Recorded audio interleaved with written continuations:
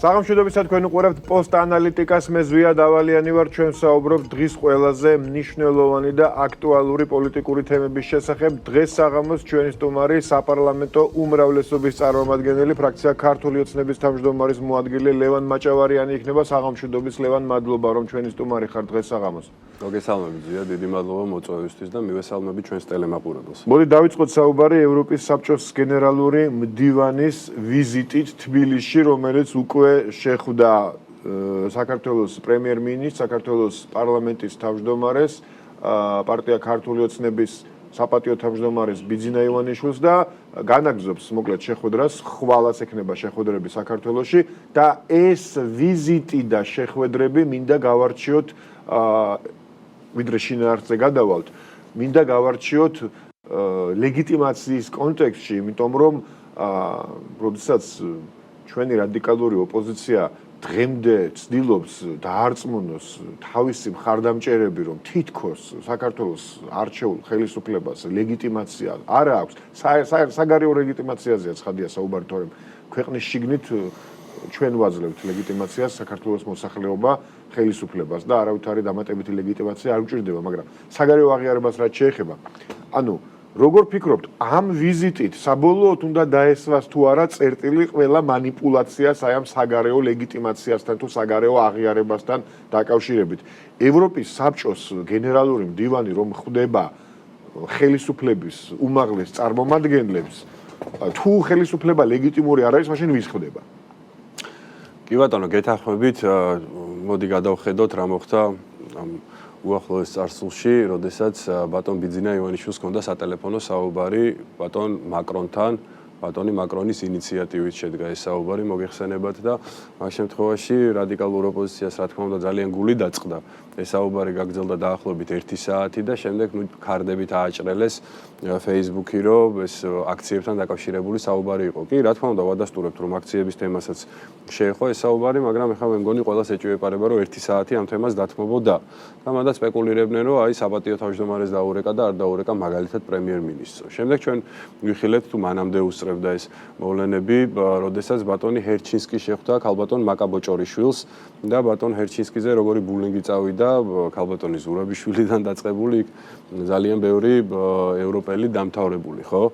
და დღევანდელი შეხვედრები, რა თქმა უნდა, იმის დასტურია, რომ ესეთი სასპეკულაციო უკვე ყველანაირი გამოეცალათ ჩვენს ოპონენტებს, რადიკალურ ოპოზიციას გულისხმობ, იქიდან გამომდინარე, რომ ესეთი უმაღლესი რანგის წარმომადგენელი, როგორც ევროპული საბჭოს გენერალური მდივანი არის, როდესაც იგი ხვდება პრემიერ-მინისტრს, შემდეგ ხვდება უკვე პარლამენტის თავმჯდომარეს, შემდეგ კი ბატონო, სწორედ ბრძანეთ, რომ შეხვედრა იყო ჩვენი პარტიის საპატიო თავმჯდომარესთან და ძალიან ნაყოფიერი შეხვედრები იყო სხვათა შორის, რომელიც რა თქმა უნდა კიდევ უფრო გაგრძელდება, ამით ყველაფერზე წერტილი დასმულია და რა თქმა უნდა ამით ლეგიტიმაციის თემა თავიდან ბოლომდე, როგორც სპეკულაციის თემა გამოცლილი აქვს ჩვენს ოპონენტებს და ფაქტობრივად აგონიურ მდგომარეობაში იმყოფებიან აქედან გამომდინარე. მაგათ აგონიას მოგვიანებით კიდევ უფრო ჩაუღრმავდეთ.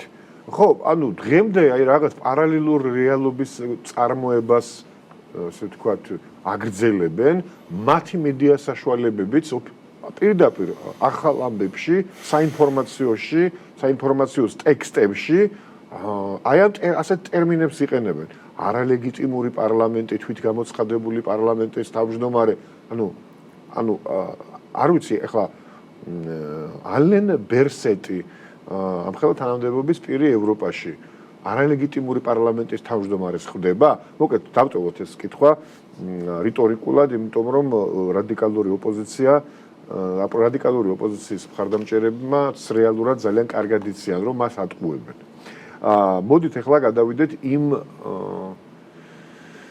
ეგრეთ წოდებულ სანქციებზე, რომლებიც საქართველოს მოწინააღმდეგე ძალებმა ევროპაში გუშინ თითქოს მიიღეს, თითქოს დაგვსაჯეს, თითქოს დაგვაშანტაჟეს, მოკლედ ძალიან ბევრს გვემუქრებოდნენ, მაგრამ რეალურად მაგიდაზე დადეს დიპლომატიური პასპორტების უпростоრად დიპლომატიური პასპორტებისთვის სავიზო რეჟიმის შემოღების ინიციატივა. ანუ შემოღება კი არა თავისთავად, ინიციატივა დააყენეს, რომელიც ან მივა ბოლომდე და ან არა ჯერ კიდევ, მაგრამ დავუშვათ და მივიდეს. მოდი შევაფასოთ აი ეს რა არის ეს შანტაჟია, ზეწოლა, ძალადობა ჩვენზე ბოლოს და ბოლოს, იმიტომ რომ არავინ რჩიეთ ის, ვინც მათ უნდათ თუ რა შეიძლება ამას დავარქვათ. ხო, ნუ კი ბატონო, პირველ რიგში რა თქმა უნდა, ჩვენი საზოგადოება იმას უნდა დაუფიქრდეს, რომ როდესაც ესეთი ტიპის ესეთი ფორმატის შეხვედრები იმართება და ეძღვნება იქ სირიას, ეძღვნება უკრაინაში დატრიალებულ ტრაგედიას და საქართველოს ერთდროულად, ხო? ამ შემთხვევაში ჩვენი საზოგადოება კიდევ უნდა დაფიქრდეს იმასთან დაკავშირებით, თუ რამხელა ინტერესი არის ჩვენი ქვეყნის მიმართ და ეს ინტერესი რო არ არის ჯანსაღი, ნუ ბოლო წლების განმავლობაში მე მგონი ყველასთვის უკვე ნათელია ეს ყველაფერი. თუმცა რა თქმა უნდა ჩვენ ყველანაირ წნეხს გაუძელით, უძლებთ და ვერც არეულობა ვერ იქნება ჩვენ ქვეყანაში, ვერც ვერანაირი ფრონტი ვერ გაიხსნება, მეორე ფრონტზე მაქვს საუბარი და ასე შემდეგ და ჩვენ ყველანი ერთად ველოდებით რა თქმა უნდა 20 იანვარს, რომლითაც ოპოზიციას ძალიან მაგრად ეშინია ამ თარიღის, ვინაიდან ბატონი ტრამპის ინაუგურაცია იქნება, იგი დაიკავებს ოვალურ ოფისს და შესაბამისად უკვე იქ ძალიან ჯანსაღ გარემოში მოხდება ახალ ადმინისტრაციასთან საუბარი და ჩვენ ღრმად ვარ დარწმუნებულები, რომ ახლო მომავალში მოხდება ურთიერთობების თვისობრივად გადატვირთვა, რაც შემდეგ რა თქმა უნდა უკვე ევროკავშირთანაც ურთიერთობების გადატვირთვაზე აისახება. ეხლა უშუალოდ სანქციების თემას რაც შეეხება, ხო, ეხლა ჩვენ როდესაც 28 ნოემბერს ბატონმა პრემიერ-მინისტრმა ის ბრიფინგი ჩაატარა, სადაც ხაზგასმით იყო აღნიშნული, რომ ჩვენ რა თქმა უნდა ვაგრძელებთ გაორმაგებული ძალების სვლას ევროკავშირისკენ და ასოცირებით ხელშეკრულებით ნაკისრი ვალდებულებების შესრულება, რომელიც დღეს უკვე შესრულებულია 50%-ზე მეტი ალბათ მოგეხსენებათ, 28 წლისთვის ჩვენ შესრულებული გვექნება 90%-ზე მეტი, რომელიც ძირითადი გზამკვლევი არის ევროკავშირისგენ. ჩვენ ამ ყველაფერს ვაგრძელებთ, რა თქმა უნდა და ამის მონიტორინგს ევროკომისია უწევს ამ ყველაფერს მონიტორინგს. ჩვენ უბრალოდ განცხადება გავაკეთეთ იმასთან დაკავშირებით, რომ დღის წესრიგში ჩვენ არ დავაყენებთ მოლაპარაკებების გახსნას, ვინაიდან გამოვაცალოთ ის შანტაჟის მექანიზმი, არა კეთილმოსურნეებს, როგორც ქვეყნის შიგნით, ისე ქვეყნის გარეთ, ისეთივე შანტაჟის მექანიზმი, როგორც იყოს კანდიდატის სტატუსი. და ამან გამოიწვია, რა თქმა უნდა, მღელვარება საზოგადოებაში, თუმცა ეს აუცილებელი გადასადგმელი ნაბიჯი იყო, ვინაიდან ჩვენ წინასწარ, რა თქმა უნდა, ვიცოდით, რომ ამ ჩვენ განცხადებას დაუმახინჯებდა ჩვენს საზოგადოების გარკვეულ ნაწილს ოპოზიციური ტელეარხები, რადიკალური ოპოზიციური პარტიები და გარკვეული აქტორები გარედან. და ეს ასეც მოხდა. როდესაც მათ ეს განცხადება და ბრიფინგი დაუმახინჯეს, ხო, და ასე ვთქვათ, სხვა რეალობა წარმოუჩინეს. ამას მოყვა კანონი 2 გაითამაშეს. კი ბატონო, ამას მოყვა და თუ ჩვენ აქციების თემასაც შევეხებით, ბჭყალებში ეგრეთ წოდებულ რუსულ კანონთან დაკავშირებითაც რაღაცებს ვიტყვი და შევახსენებ ჩვენ საზოგადოებას. ამას მოყვა გარკვეული მღელვარება საზოგადოებაში და ეს ჩვენ გვჭირდებოდა პრევენციისთვის. რაში იყო ეს პრევენცია საჭირო? ჩვენ ვიცოდით, რომ 16-დან 19-მდე ეს მოვლენები ვითარდებოდა, რაც ახლა ვითარდება ევროპაში და ველოდებოდით გაცილებით მკაცრ განცხადებებს, რომლებიც შეეხებოდა არადიპლომატიურ პასპორტებზე, რომელიც თქვათ მოქალაქეებისთვის მეორეხარისხოვანია, ხო? იქ უშუალოდ იქნებოდა რაღაცა ასეთი ტიპის განცხადებები ჩვეულებრივი მოქალაქეების დასჯასთან დაკავშირებით, ვიზა ლიბერალიზაციის თემას, რომელიც შეეხება, ხო? და ესეც რა თქმა უნდა იქნებოდა განცხადების სახით, როგორც ეს არის განცხადების სახით, იმიტომ რომ ამ ყველაფერს ჭირდება რა თქმა უნდა მსვლელობა, შემდეგ გადაწყვეტილების მიღება, თუმცა ჩვენ არც ერთ შემთხვევაზე და არც მეორე შემთხვევაზე არანაირი სამართლებრივი საფუძველი არავისთვის არ მიგვიცია, რომ ვინმე ამისი აღსრულება შეძლოს. და რადიკალური ოპოზიციის გეგმა მთლიანად მიმართული იყო 16-20-ის თარიღებისთვის, ისინი ამისთვის ემზადებოდნენ. ეს პიროტექნიკის, ასე ვთქვათ, სტატისტიკაც, გაყიდვების სტატისტიკაც რო ამოვიღეთ, ეს გავაჟღერეთ ჩვენ, ხო? დაახლოებით 90%-ით მეტი პიროტექნიკის გაყიდვა მოხდა ქართულ ბაზარზე ამ წლის ნოემბერში, წინა წლის ნოემბერთან შედარებით. ჩვენ მათ 3 კვირით ადრე დავაწყებინეთ ის, რასაც ისინი გეგმავდნენ 3 კვირის თავზე. შესაბამისად შეხვდნენ ამ ყველაფერს გაცილებით მოუმზადებლები და ორგანიზებაც ისეთი ვერ მოახერხეს თავისთავად. დავახარჯინეთ, მოდი ესე ვთქვათ, ყველანაირი რესურსი და შესაბამისად, როდესაც უკვე გარე ძალებმა დაინახეს, სადაც რა თქმა უნდა ჩვენი ქვეყნის კეთილმოსურნეებიც არიან, მაგრამ სამწუხაროდ ჩვენი ქვეყნის არაკეთილმოსურნეებიც არიან. როდესაც მათ დაინახეს, რომ აქ უკვე აქციები მილევად რეჟიმშია, შესაბამისად ისინი შემოიფარგლენ, ესე რომ ვთქვათ, სუბუქი განცხადებით, ხოლო დიპლომატიურ პასპორტებთან დაკავშირებით და ესეც რაღაც ძალიან უცნაური პრეცედენტია, მე ესეთ პრეცედენტი ევროპაში არ გამიგია, რას შევს დიპლომატიურ პასპორტებზე უვიზო სავიზო რეჟიმის შემოღება, ანუ თუ ჩვენ სადღაც ვიზიტით მივემგზავრებით, რა თქმა უნდა, დაპატიჟების შემდეგ მივემგზავრებით და ამას თავისთავად თავისი ვიზა ისედაც მოყვება, ხო? სულ რომ მომავალში ეს აღასრულონ. და თქვენ სწორად ბრძანეთ, რომ კაცმა არ იცის ამის აღსრულება მოხდება, თუ არ მოხდება, ან როდის მოხდება საერთოდ ახლა.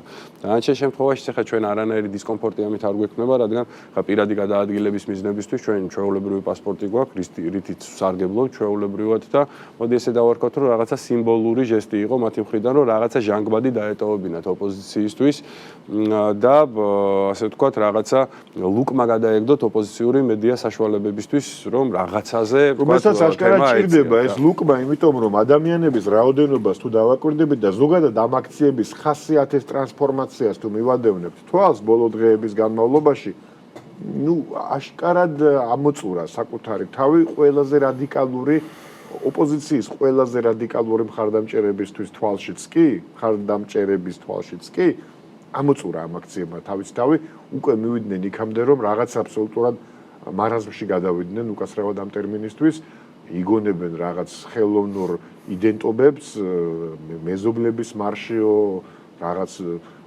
სხვადასხვა ერთი და იგივე ადამიანები მონაწილეობენ 10 სხვადასხვა პროფესიის მარშში და ეს მიანიშნებს იმაზე, რომ ამოწურა საკუთარი პოტენციალი ამ აქციებმა და რაღაც ჟანგბადი ჭირდებოდათ. თუმცა ეს ჟანგბადიც არ მგონია თუ რამდენად შეიძლება ამას. არა, რა თქმა უნდა, ეს არაფრისთვის საკმარისი არ არის.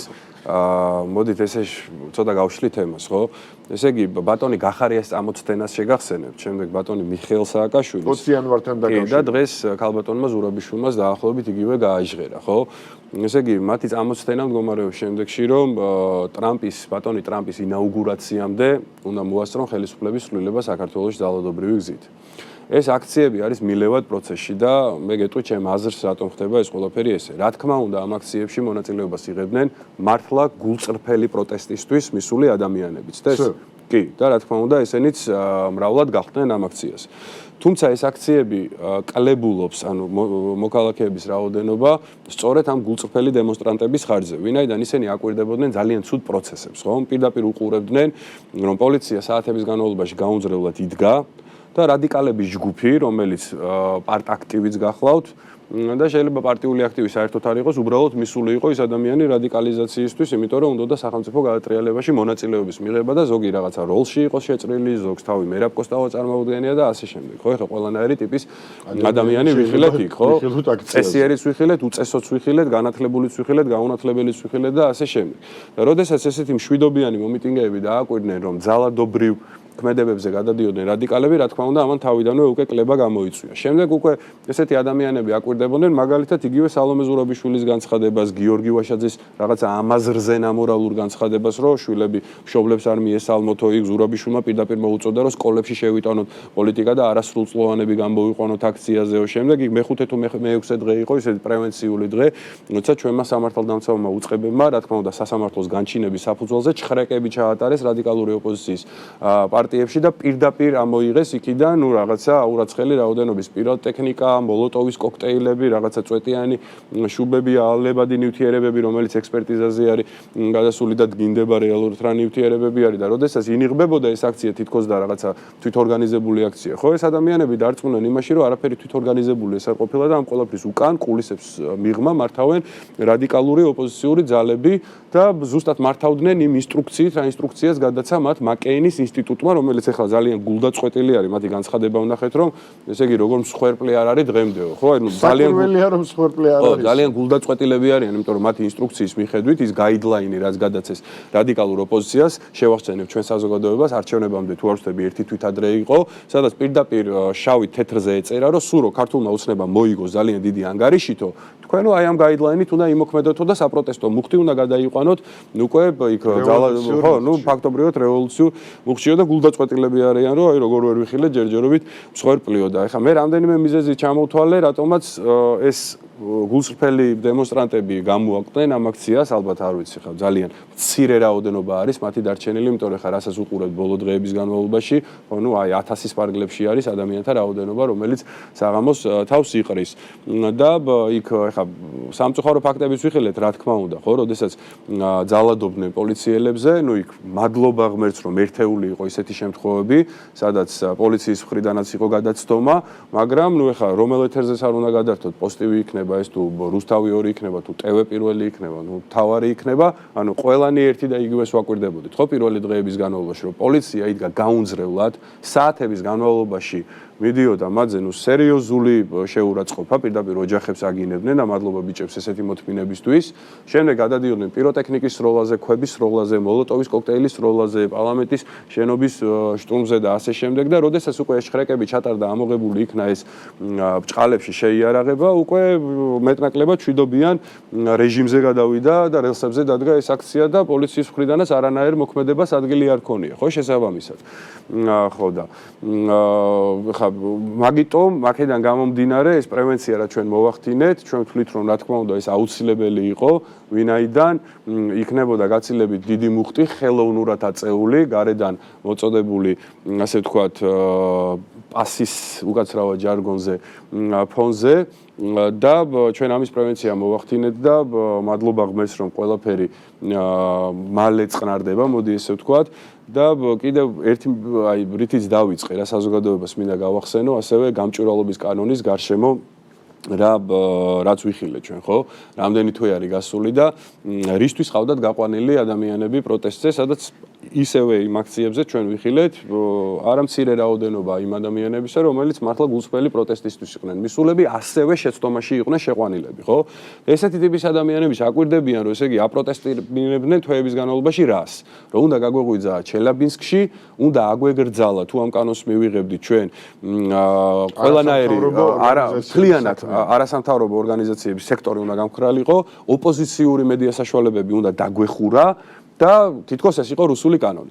არც ერთი არ მომხდარა, ხო? ხალხი ხო აკვირდება ამას. არც ერთი აქედან არ მომხდარა და თვითონ რუსული კანონის ნარატივს რაც შეეხება, ძალიან საინტერესოა და მე არ ამგონია რომ ოპოზიციური არხები ამას აშუქებდნენ და გულდასაწყვეტი არის მოქალაქეების, ასე ვთქვათ, შეცდომაში შეყვანა, რომელიც უყურებენ მხოლოდ ოპოზიციურ არხებს და მათი Facebook ქარდები შემოიფარგლებიან. მე დარწმუნებული ვარ ამაზე, ხა მე რასაც გავაჟღერებ, ინფორმაციას არ ფლობენ.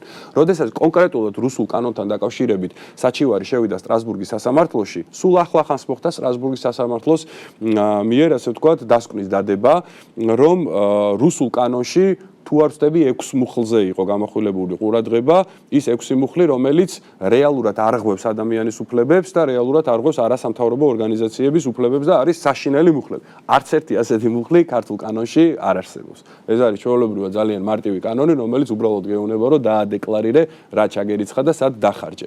და ეს ყველაფერი ერთობლივად რატო ჩამოვთვალე, ხო? ეხლა ჩვენს მოქალაქეებს უკვე აქვთ გამოცდილება, როდესაც ისინი ტყუილით გაყავთ რაღაცას აპროტესტებინებენ იმისთვის, რომ რადიკალურმა ოპოზიციურმა ძალებმა თავიანთი ვიწრო პოლიტიკური ინტერესი გაატარონ და შესაბამისად უკვე უკეთესად აზროვნებს რა ჩვენი საზოგადოება და ესე ტყუილში, ესე მარტივად თავს არ ყოფენ, ან შეიძლება რაღაც აჟიოტაჟი გამოიწვიოს ამ ყველაფერმა, ამ არასწორმა მესიჯებმა, რაშიც სამწუხაროდ ამ შემთხვევაში ეხა ჩართული იყო ბატონი ჰერჩინსკიც, ხო, ეხა უნდა აღვნიშნოთ, მე არ ვიცი ეხა მას აბულინგებდნენ თუ წნეხი იყო მასე. ივლისში ბატონმა ჰერჩინსკიმ პირდაპირ განაცხადა, რომ ჩვენ ევროკავშირი მოლაპარაკებებს არ ხსნითო საქართველოსთანო. და ეხლა, როდესაც ჩვენი ბრიფინგი იყო, არაო, ესო ქართულმა ოცნებამ ჩაკედა მოლაპარაკებებიო, ხო?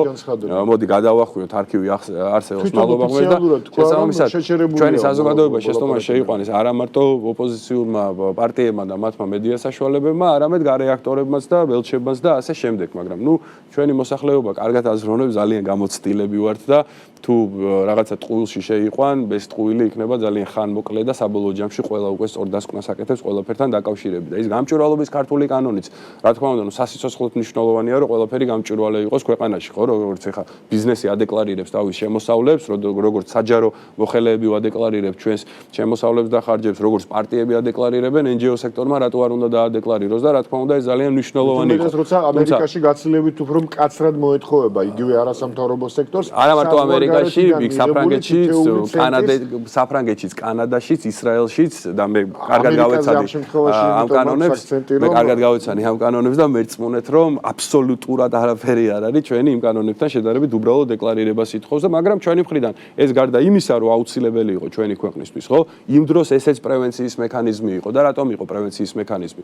ის განცხადებები, რაც წამოვიდა, აბსოლუტურად უსაფუძვლო განცხადებები და დეზინფორმაციული განცხადებები, ხო? ეს განცხადებები წამოვიდოდა უცხოელი აქტორების მხრიდან ოქტომბრის თვეში. ანუ არჩევნებამდე მივიდოდი ციცილ კისკიში და წამოვიდოდა ოქტომბრის თვეში და როდესაც ჩვენი მოსახლეობა, ჩვენი ძალიან გულმხურვალე, ასე ვთქვათ, მხარდამჭერებიც 3 კვირის განმავლობაში მოისმენდნენ ისეთ განცხადებებს, რომელიც 7 თვის განმავლობაში ისმოდა, ისინიც ვერ გადახარშავდნენ, რაში იყო საქმე. ანუ როგორც ხაზი გაუსვი, აუცილებელი იყო ამ კანონის მიღება და მიზეზი ვთქვი რატო, მაგრამ მეორე იყო ასევე პრევენციული ზომა, როგორც 28 ნოემბერს გავაკეთებთ, იქიდან გამომდინარე, რომ 7 თვიანი ფორამი ვეცით, უკაცრავად ჟარგონისთვის, ჩვენ ამორჩეველსაც და ზოგადად საზოგადოებასაც, რომ გაერჩიათ თეთრი შავისგან. ის რომ ვიღაცა ამერიკელი სენატორი რაღაცას იტყვის, ეს აპრიორში არ ნიშნავს, რომ ამერიკელმა სენატორმა თქვა და უნდა დაიჯერო. იმიტომ რომ როგორც საქართველოში, ისე ამერიკაში, ისე გერმანიაში და ნებისმიერ ქვეყანაში არსებობს გულწრფელი ადამიანის და არსებობს არაგულწრფელი ადამიანის. არსებობს გულწრფელი პოლიტიკოსის და არაგულწრფელი პოლიტიკოსის. და ევროპაში, საქართველოსთან მიმართებაში, ევროპაში ჩვენ ნახეთ, რომ იგივე უნგრეთის წარმომადგენლობა ხმალამოღებული იბრძვის ჩვენი სიმართლის დასამტკიცებლად და ჩვენი სიმართლის დასაცმელად, მაგრამ არა მხოლოდ უნგრეთის. დღეს ნახეთ ჩვენ სალომე ზურაბიშვილი ახსენეთ და მოდ გადავიდეთ ბარემ ამ თემაზე. სალომე ზურაბიშვილმა იმედი მაქვს, რომ ერთ-ერთი ბოლო პოლიტიკური პერფორმანსი დადგა დღეს ევროპარლამენტში. მოკლედ, რაც ილაპარაკა საქართველოზე, ამას არ გავიმეორებ, კარგს არაფერს რო არ იტყოდა, ამაში მე ვფიქრობ, რომ უკვე ქართულ საზოგადოებას ეჭვი არ ეპარება, მაგრამ ძალიან საინტერესო იყო გამოხმაურება თვითონ ევროპარლამენტიდან. ანუ იყო რამდენიმე დეპუტატი, რომელმაც კაფიოდ დააფიქსირა ის, რომ ევროპა არ არის ერთფეროვანი და ამერიკას რაც შეეხება, ხა ამერიკაში ბოლოს და ბოლოს ილონ მასკმა გუშინ გააზიარა ჯეფრი საქსის ინტერვიუ, სადაც საქსი პირდაპირ ადანაშაულებს ამერიკის დღევანდელ ადმინისტრაციას იმაში, რომ ამერიკის დღევანდელი ადმინისტრაცია აორგანიზებდა და აორგანიზებს არეულობას საქართველოში. მაგრამ მე მაინც მინდა რომ აი ჯერ სალომე ზურაბიშვილის თემით დავიწყოთ და არ ვიცი რა შეფასება ალბათ ცოტა რა შეფასება უნდა მივცეთ მის გამოსვლას შეფასებას ალბათ ვერ მივცემთ. მე ერთადერთი კითხვა ალბათ რაც მექნებოდა ამ შემთხვევაში ის არის რომ როგორ ფიქრობთ, წავა თუ არა ეს ადამიანი მშვიდობით, ბოლოს და ბოლოს დაგვანებებს თუ არა მშვიდობით თავს? ნუ როგორც ეთყვიან, ისე გააკეთებს, სამწუხაროდ იგი დამოუკიდებლად ვერ მოქმედებს და მე დარწმუნებული ვარ, რომ მისი უფროსები ეთყვიან, რომ მშვიდობიანად წავიდეს და ეხლა რაღაცა ისტორიაში არ შევიდეს ისე სამარცხვინოდ და ეხლა ქალბატონზე საუბრობ და მე არ მინდა რომ რაღაცა ისეთი სიტყვები გამოვიყენო, რა თქმა უნდა. ეხლა ქალბატონი ზურაბიშვილი და შეიძლება ბევრს არ ახსოვდეს, სხვა შორის ერთ ძალიან საინტერესო რაღაც მინდა გავიხსენო. როდესაც ჩვენ გამჭვირვალობის ეს ქართული კანონი დავაინიცირეთ მეორეჯერ ამ წელს, მან ბრიფინგი ჩაატარა, სადაც თქვა, რომ ქართულმა ოცნებამო გადაუხვია ევროპულ კურსო 2022 წელს, მანამდე არ გადაუხვევია. 2022 წელს გადაუხვია ევროპულ კურს იმითიო, რომ არ დაუწესა სანქციები რუსეთს. და მე არ ვიცი ახლა მას ვინ ყავს მრჩეველი ეკონომიკის მიმართულებით, ხო? ესე იგი ჩვენ რომ ქალბატონი ზურაბიშვილი ფიქრობს, რომ ჩვენ უნდა დაგვეწესებინა სანქციები რუსეთისთვის. ანუ დაახლოებით 14%-იანი რეცესია უნდა ყოფილიყო ჩვენ ქვეყანაში. და რატომ უნდა გაგვეკეთებინა ეგ? როდესაც ჩვენი წილი რუსეთის ეკონომიკაში არის დაახლოებით 0.3% და ჩვენ -14-დან -18%-მდე არის ის მოდელირება ქონდა გაკეთებული, რითიც წელს დავხურავდით, ხო, გავანადგურებდით ჩვენ ეკონომიკას. დღეს ქალბატონი ზურაბიშვილი საუბრობდა იმასთან დაკავშირებით, მაგალითად, რომ აი არჩევნები უპრეცედენტოდ გაყალბდაო საქართველოში. ერთი მტკიცებულება არ დაუდიოდა. როდესაც ეს ქალბატონი აძლევდა Reuters თუ არ ვწდები ინტერვიუს ცოტა ხნის წინ და Reuters უთხრა რომ რუსული ჩარევა იყო, ხო, ეს ძალიან უყვართ ამ სიტყვის გამოყენება, ხო, ეხლა თუ ტრამპს მაგას ამბობენ, მე უკვე აღარ მაქვს რაღაცაზე ვერ პოულობ და თუ არგუმენტი არ გაქვს, უნდა თქვა რომ რუსული არისო, ხო? მან სხვათა შორის ბატონ ტრამპს ძალიან ისე კიდევ უკაცრავად ჟარგონისთვის და დაარტყა იმითი რომ შეიძლება არც დაფიქრებულა და ალბათ არც უფიქრია. რომ კითხა ჟურნალისტმა Reuters-ის იყო თუ არ ვწდები რომ რატო ვერ ამტკიცებთო რომ რუსული ჩარევა იყო, ეგო ძალიან რთული დასამტკიცებელია, ხა ამერიკა ამხელა ქვეყანა არისო და იქაც რუსეთის ჩარევა იყო და ჯერ ამერიკამ ვერ დაამტკიცაო, ხო? ანუ ფაქტობრივად განაცხადა რომ ბატონი დონალდ ტრამპი აირჩიეს, იმიტომ რომ რუსეთი დაეხმარა ბატონ დონალდ ტრამპს გაპრეზიდენტებაში. ალბათ ვერ გაათვიცნობიერა, ხო? მეც უფრო ეგრე მგონია. იმიტომ რომ ისეთი გულმოდგინებით მიეჭრა ტრამპს პარიზში, რომ მე მგონია რომ არ სურს მას ამ წუთში ტრამპის განაწყენება, მაგრამ უბრალოდ ვერ მიხვდა რას ამბობდა. ხო, არა, ვერ მიხვდა რას ამბობდა და ფაქტობრივად პირდაპირ თქვა, რომ ბატონი ტრამპი არჩეულ იქნა, იქიდან გამომდინარე, რომ რუსეთი ესე უხეშად ჩაერია. ნუ ეს რუსეთის თემა ხო, ნუ ეხა მოდით აი კიდე ერთ რაღაცას ისე ძალიან მკაფიოდ ვიტყვი ჩვენი საზოგადოებისთვის, ხო? საქართველო ვართ ქვეყანა, რომელსაც მოგვიწია რომ ინდივიდუალური გადაწყვეტილებები მიგვეღო. როდესაც დაიწყო რუსეთ-უკრაინის ომი. როდესაც ჩვენმა პარტნიორებმა ამერიკიდან და ევროპიდან მოგთხოვეს რაღაცა თემები იყო დახურულ კარს მიღმა, ძალიან სახიფათო თემები და არ გამოგვაქვს ეს გარე და წითელ ხაზებს ჩვენ არ ყვეთ, მოგეხსენებათ, მაგრამ რაც ისე საჯარო იყო და ყველა მიცის, ხო, ეხლა იქ რაღაცა თემები იყო ეს იგივე სანქციების დაწესებასთან დაკავშირებით, იგივე შეიარაღების გაგზავნა უკრაინაში, იგივე მოხალისეები ოფიციალური მთავრობის თანხმობით, ხო? ის მათ ჩვენ ვერ გაგვიგეს ერთი რაღაცა, ხო? მათ ჩვენ ვერ გაგვიგეს რომ ჩვენ არ ვართ ნატოს ქოლგის ქვეშ. ისინი არიან, აფერებენ რომ დაგვაფარო. უსაფრთხოება ჩვენთვის და მათთვის არის აბსოლუტურად სხვადასხვა ნიშნულზე, ხო? და ჩვენ იძულებულები გავხდით რომ ინდივიდუალური მანევრის და ინდივიდუალური პოზიციის დაკავების, ასე ვთქვათ, უფლება მოგვეპოვებინა. რა ჩვენ ვერ გაგვიგეს. ეხლა მეც რო ვიყო იქიდან მხარე, შეიძლება ეხლა ამხელა თამაში შევდივარ რუსეთს ვეომები და გეუბნები ჩემთან მეგობრობა თუ გინდა, ითამაშე ისე როგორც მე ვთამაშე, მაგრამ მაშინ მე გეუბნები რომ თუ ჩემთან მეგობრობა გინდა, მაშინ დამაფარე ეგ ქოლგას თავზე. მაგრამ თუ კი მე შენთან მეგობრობა მინდა და აბა ვინმე გვითხრას, ერთი მაგალითი მოგვიყვანოს ვინმე, გინ პოლიტიკოსმა, გინ ჩვეულებრივმა მოქალაქემ, ჩვენ რა გავაკეთეთ რუსული საქმე, ან რითი დავასხით რუსეთის წისქვილზე წყალი, ან ომამდე პერიოდში, ან ომის დროს, ან დღევანდელ დღეს. ერთ მაგალითს ვერავინ ვერ მოიყვანს. უბრალოდ ჩვენ არ გქონდა უფლება რომ იგივე რიტორიკით გვესაუბრა.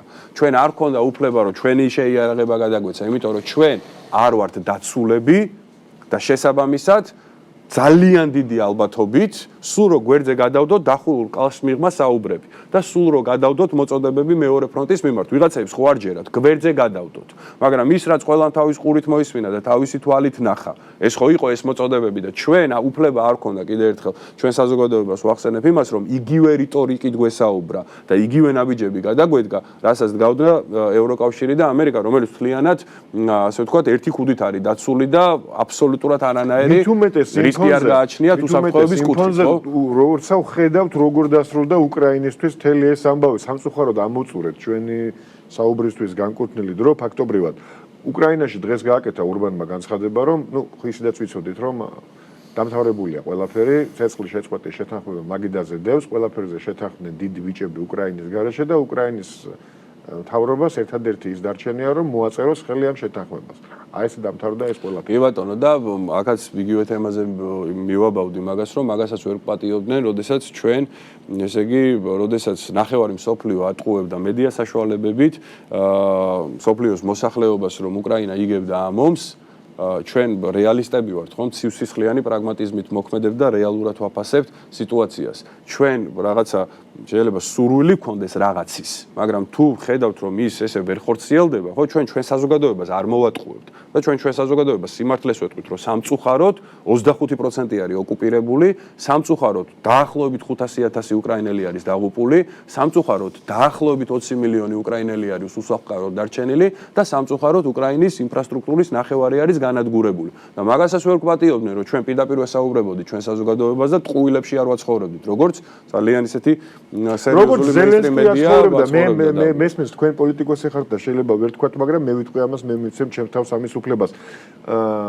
შეგვიძლია ალბათ დავასრულოთ და ამ თემებზე კიდევ არაერთხელ მოგვიწევს შეხვედრა და საუბარი დარწმუნებული ვარ. დიდი მადლობა მინდა გადაგიხადოთ მობრძანებისთვის, როგორც ყოველთვის საინტერესო ანალიზისთვის, შეფასებებისთვის, კომენტარებისთვის ლევან მაჭავარიანი საპარლამენტო უმრავლესობის წარმომადგენელი, ფრაქცია ქართული ოცნების თავმჯდომარის მოადგილე იყო ჩვენი სტუმარი. მაყურებელს შევახსენებ, პოსტ ანალიტიკა დღეს ამით დასრულებულია, ორშაბათამდე გემშვიდობებით, დროებით.